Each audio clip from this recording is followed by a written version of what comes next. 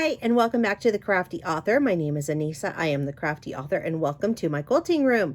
Today we are going to be putting our t-shirt quilt together. So yay! If you've made it this far, congratulations. We're just about done. So by now you should have an entire pile of quilted t-shirts. I know I do. Anyway, so I have gone ahead and I've done one just as an example, and I'm going to tell you how I did it. So this is the strip that's going to go down the center. You can't even really see it because it matches, but this is the strip that is actually holding the quilt together. This is the quilt as you go method, and then you can see here on the back, right here. Now I'm going to tell you how to cut it so that you'll be able to see that you're not going to see any stitching on the front or the back side. I did go ahead and stitch on both sides of my strip because I prefer to do that, but you don't have to. You can just do the one strip if you want to, which would be right here to stitch this down. And or you can hand stitch. I like to machine stitch, as you can see. So this is what it looks like up close, and you can see that there's, you don't see it on the other end. So I know I've done quilt as you go in the past, and I always usually leave a little bit of a flap over it, and I like to use decorative stitches to close it up. But in this case, we're going to use exact measurements. So what you will want to do, depending on how many t-shirts you have, I have 24. You are going to want to cut 1 inch for the front, a 1 inch strip for the front, and you're going to want to cut a 1.5 inch strip for the back. So 1.5 inch for this.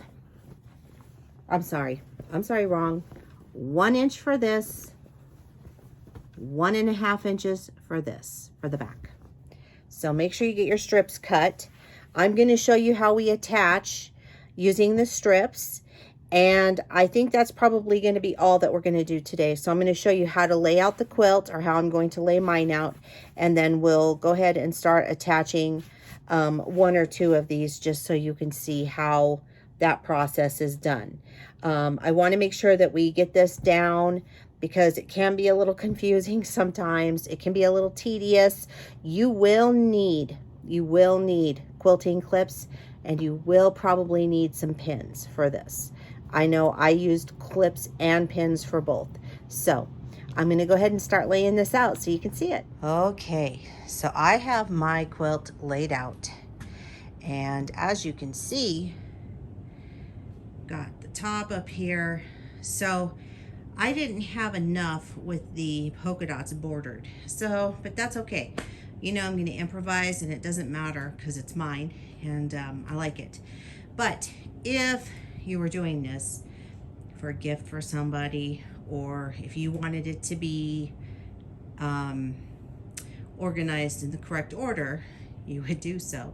So you can see I have 3 solids and then a polka dot.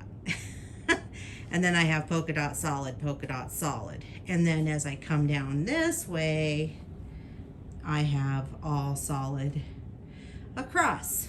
But again, it's okay. I got it. I have to improvise. So this is how I'm laying out my t-shirt quilt. And now I am going to start attaching the blocks. Okay, so now we're ready to start putting our shirts together. So that's what we're going to focus on. And we're going to do one at a time. So we're going to set this one aside for right now, because we're not going to work with it. And you're going to need your clips for this. You're going to need your 1 inch strip, and you're going to need your 1.5 inch strip. So this one is going to go on your front, which is your 1 inch strip. You're going to place it face down. I have cut this 1 inch by 16 inches because my square was 15.5, but I want to make sure that my strip is long enough. So I made it just a little bit bigger. Okay. I'm just clipping to the front because I want to make sure that everything is nice and lined up. I'm going to do the same here. I'm going to take my 1.5 inch strip, and I'm going to put that on the back, and I'm just going to clip it just like so,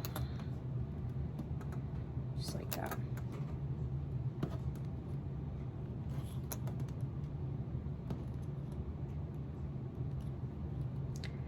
And I want to make sure that nothing is flipped up, because I don't want to have any raw edges that are not perfectly lined up here. So sometimes they can flip and fold. You want to make sure that yours isn't doing that. Okay, now we're good to sew it. Okay, I am going to be using a stiletto to also help me and guide me with this. I am using white chlorophyll thread.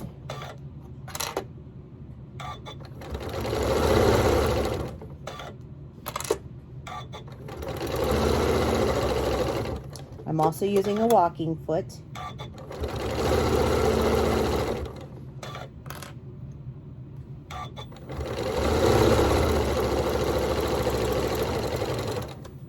Okay. The next thing that we want to do is we want to finger press this piece. Now we can go to the iron and we can press this, or we can just do it this way, which I think we're just going to finger press for right now. Just press that down. And now we're ready to start attaching our other piece.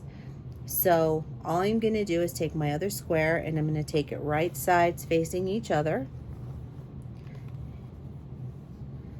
And I'm going to make sure that they're lined up.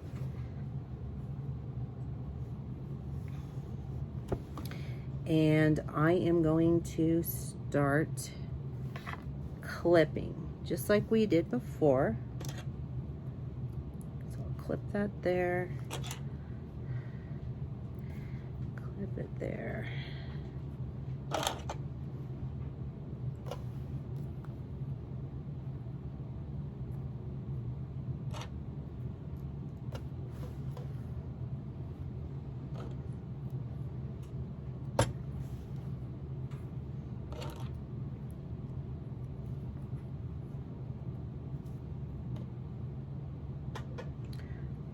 Clips.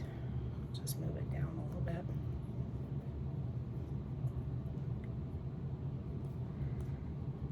Okay, so now you should have something that looks like that. And oops, see, I missed one right here. So I definitely want to make sure that that's in my clip, because when we start sewing, I want to make sure that I grab that. Looks like it shifted a little bit. There we go. See, that's what I'm talking about. You want to make sure that everything is nice and flat and not folded over or anything like that, because with Quilt As You Go, that can happen very easily. And I also like to clip my my 2 layers together so that they stay even. So like right here, but I don't have a clip, so I'm going to pin that one. And I am also going to pin this one. This will keep it so that the layers don't shift. It's very important, because these can shift and you can go wonky with it. All right, so now we're going to attach the other square, the other block. And I am, again, just going to use my walking foot. I'm going to use my stiletto. And I'm just using a straight stitch, 1/4 inch, and I'm just going to sew.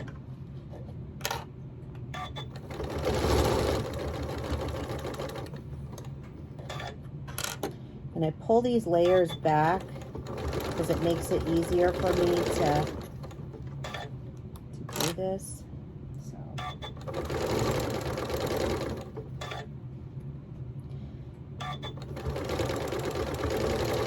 If you've never sewn with a stiletto, this is kind of what it's perfect for, is to hold your fabric in place just perfectly so that it's not moving around or anything when you're sewing.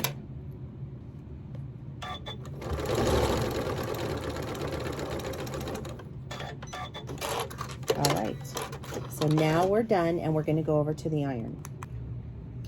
So I've gone ahead and pulled our pins off from here, and now I'm going to open this up, and I am going to give this a little press in between here.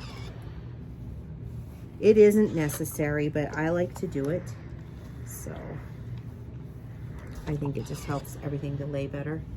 And then I am working off of my new wool mat, and I have to tell you, I do like it a lot.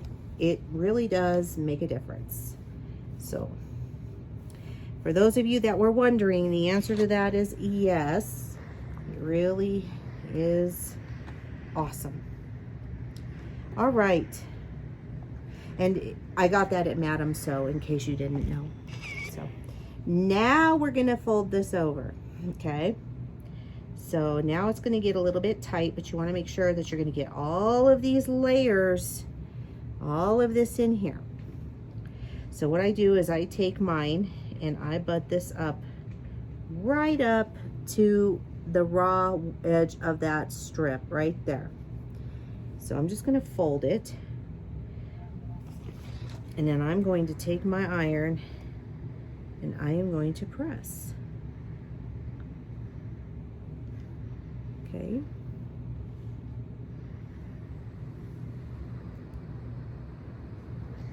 Give that a good press. I'm going to make sure that this is pressed back, because we do not want those raw edges to be showing through. Okay. And now we're going to fold this piece over like so. Now, if you want to know how you can tell if you're right on, you're going to take a straight pin. Take your straight pin, pull it up, and look and see. So it looks like we might be just a little bit over on that. Let's try this again.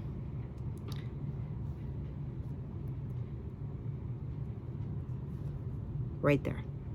So now you can see that that's right where we need to be in order to not have our stitching go over into another on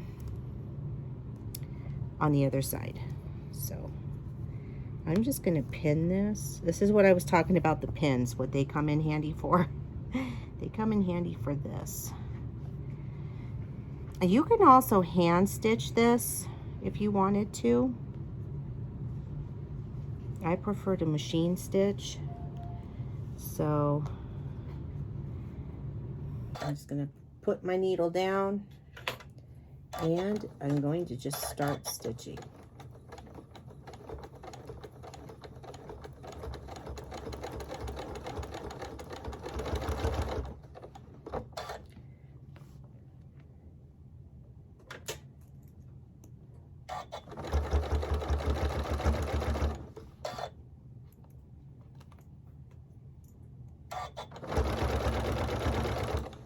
You want to go slow when you do this. You don't want to be racing. There's no need to.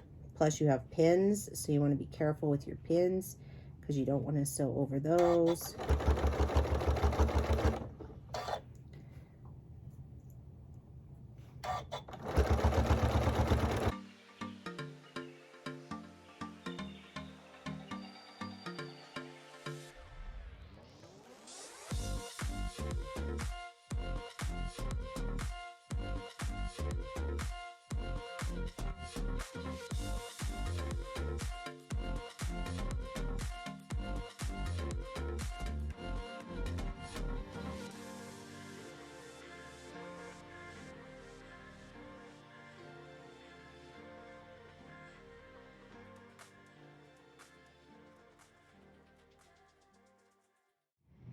All right, so that's really all there is to it. That's how you attach all of the blocks together. You're also going to do the same thing when you go to do the rows, but we'll do a tutorial on that too, because then you're working with much longer strips. So we'll talk about that when we get there. So your homework for next week, if you're following along, is to get all of your squares or blocks laid out and then put together. So here is what it looks like on the front. If I can get those off, it goes like that. And here is what it looks like on the back. And that's really all there is to it. So if you would like to follow me on social media, the links are down below in the description box. Don't forget to give this video a thumbs up. Also, do not forget to click that little bell. You'll get notified each and every time that I upload an awesomely cool new video. And also, if we can get up to 200 likes, that will help the YouTube algorithm see this video. And if you like to share, that'd be great, because sharing is caring. And keep on crafting. I'll see you guys next time. Bye-bye.